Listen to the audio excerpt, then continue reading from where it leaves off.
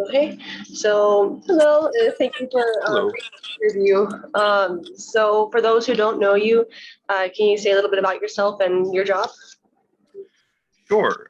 So my name's Asher Hill. I'm the technical director at my church, but on the side, I'm also a recording engineer. I graduated from Linden State College in 2017 and went into freelancing shortly thereafter. Uh, I've worked at a number of different places. I've worked at the Morton Theater. I've worked at a number of bars and venues downtown. I've worked with a bunch of local musicians on producing records. The most notable, I think, would be probably Kishibashi and the Athens Tango Project Oh, are nice. two of my big hitters. Okay. Uh, yeah, is there anything else that, See. So, what drew you to becoming a recording engineer? well, I wanted to be a rock star when I was in high school. As we all do. So I went into a music business program. About halfway through, I started to feel the transformation from wanting to be a rock star into being really interested in the technical aspects of recording music. So I started to shift my focus more into, board operation, mic placement, mixing, mastering, production, stuff like that. And then when I came out of the program, that's where my career took me. Okay. So, was college helpful when finding a job? Um, College is sort of a mixed bag. Yeah.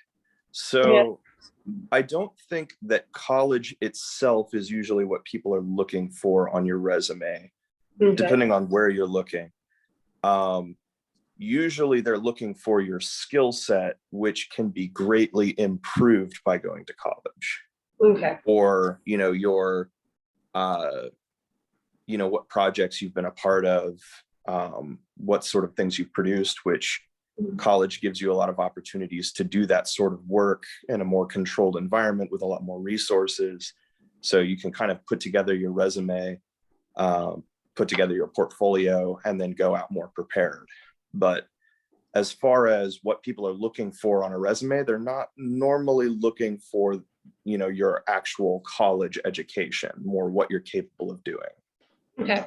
What are examples of good and bad behaviors when recording? Like it could be artists or maybe techniques. Well, there's a lot of different ways I could go with that. Yeah. I think one of the things that I see most often is acting in an unprofessional manner because this is a fun job. Mhm. I think that's one of the things that's going to get you shot down very quickly in music business, is going in with the expectation that a recording session is just us screwing around with instruments and seeing when the magic happens. Yeah. A recording session is best when it's structured, when you have a plan going in, when you really stick to your guns, when you have your formula and you can use your time the most concisely.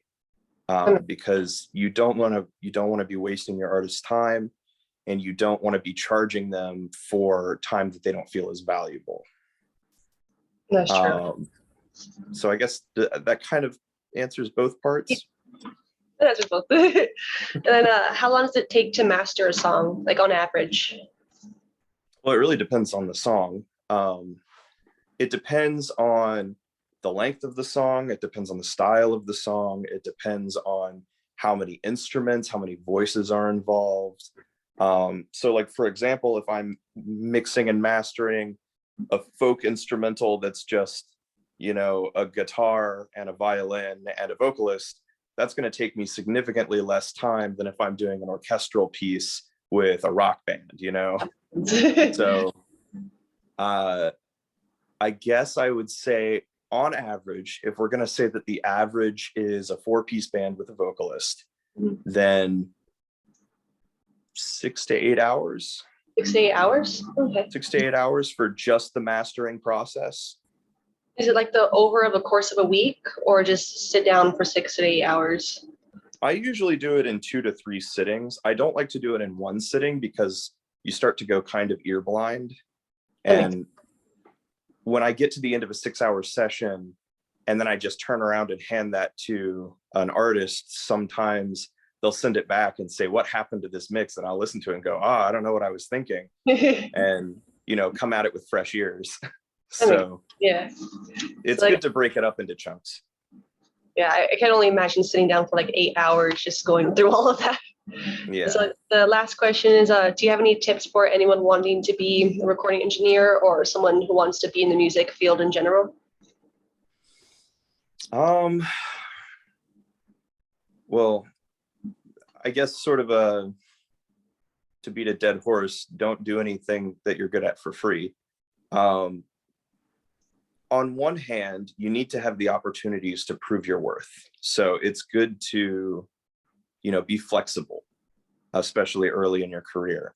But at the same time, you have to put your foot down and, show your value, like demand to be compensated for your services, right? Mm-hmm. So early on, I found that in some cases it was very helpful to give out a free session because I would pull in a new musician or a new client. And sometimes somebody would just do that one and then never hit me up again, whether they didn't like my work or they couldn't afford me or whatever it was, I don't know. But sometimes that would happen and somebody would just get a free song out of me. I don't really do that much anymore. I think I have enough of a reputation in Athens that I can point at my work and say, all right, this is how much I cost. So yeah, I guess my advice is you will have to be flexible, but know your worth. Don't let people abuse your time. Okay. Like, would it be helpful to do free sessions at the very start of your career? I think it's helpful. It is helpful to do free sessions at the beginning of your career, but you have to be very selective about how you hand them out. You have to feel that out. If you don't feel like this is somebody who's going to continue to use your services, it may not be worth it. On the other hand, if it's somebody who you think is just very talented and would look good on your resume, then maybe you want to do it just to have them as a piece to show off, right? Yeah. But like I said, you just have to be selective. Other advice is if you can afford to, don't get bogged down with side work. I think one of my mistakes immediately out of college was thinking that I would get another job and then do engineering on the side and then, work my way into engineering. And what I found was that I didn't have enough time left over to actually do my engineering. Oh, okay. And I know that this is very situational advice and that it's not going to apply to everyone in every situation. But if you can afford to just put all of your attention into the engineering and, grind for jobs and go to shows and make contacts and practice and put things out consistently, like that's going to get you a lot further. So. I know this is probably more for like illustrative artists, but they always hate their very first work and they compare it to what they are now. Is that sort of the same thing for you? I don't want to point fingers at anybody, but one of my very first pieces of work was a podcast. Like out of college, it was a podcast, which I don't really understand what his formula was supposed to be. It was like advertisement time, the podcast. Like he would basically sell advertisement spotlights in the form of a podcast. I don't know what his target audience was.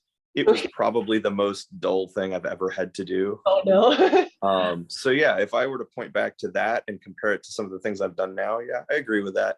Okay. Yeah, your first job's probably going to suck. Yeah, but you'll get better over time, and that's what counts. Yeah, just stick through it, I think that's all the questions I have for today. Okay. All right. I hope that helps. Yeah, it did. Thank you for your time. Yeah. All right. Bye.